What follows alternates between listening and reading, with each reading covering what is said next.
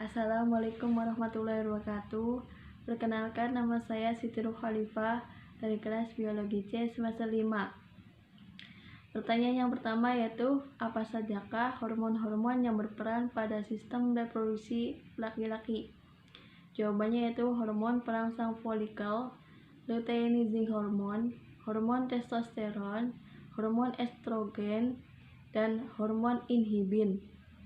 Yang kedua yaitu bagaimana proses spermatogenesis terjadi. Sel sperma diproduksi pada tubulus seminiferus di dalam testis. Ketika sel sperma telah matang, spermatogonium memperbanyak diri dengan cara mitosis dan meiosis.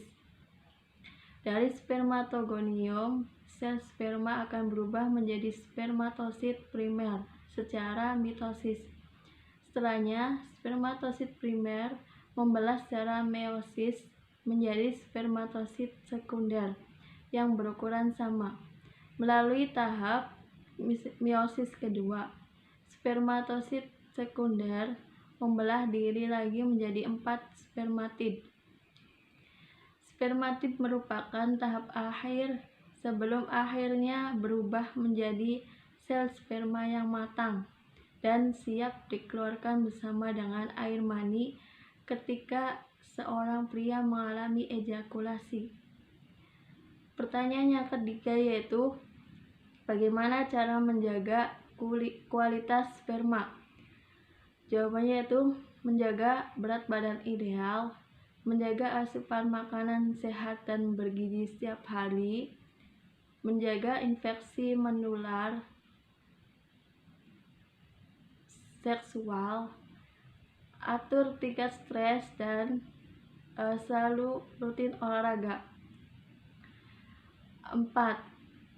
Soal yang keempat yaitu bagaimana alur pengeluaran semen. Jawabannya yaitu stimulus ereksi pada pria biasanya terjadi dengan adanya stimulus seksual.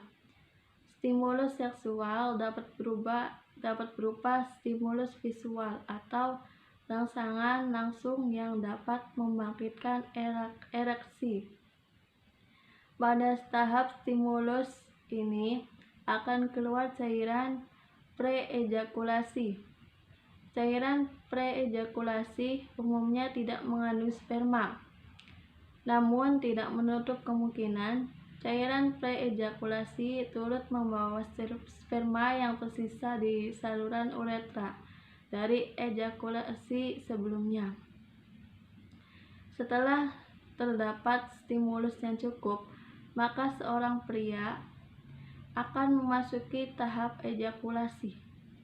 Sel-sel sperma yang siap dikeluarkan naik ke arah prostat selama rangsangan seksual terjadi.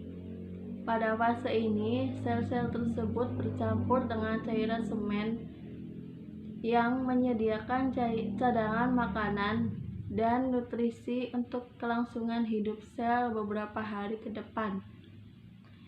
Kemudian, pencampuran tersebut dialirkan dari kelenjar prostat dan vesikel seminalis menuju pangkal uretra. Fase ejakulasi akan terjadi pengeluaran cairan semen yang mengandung sperma. Sperma yang telah bercampur semen dikeluarkan dari tubuh dengan kontraksi.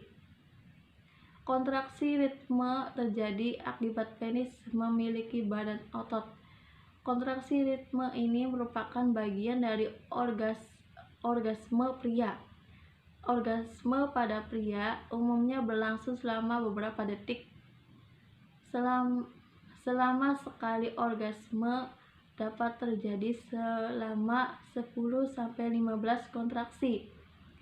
Namun pria umumnya tidak menyadari banyaknya kontraksi yang terjadi. Pada saat terjadi kontraksi, akan terjadi penyemprotan cairan semen yang mengandung sel sperma. Setelah ejakulasi, pria akan memasuki masa refraktor. Selama ejakulasi, pria mengalami 4-8 kontraksi otot dan orgasme pada waktu yang bersamaan.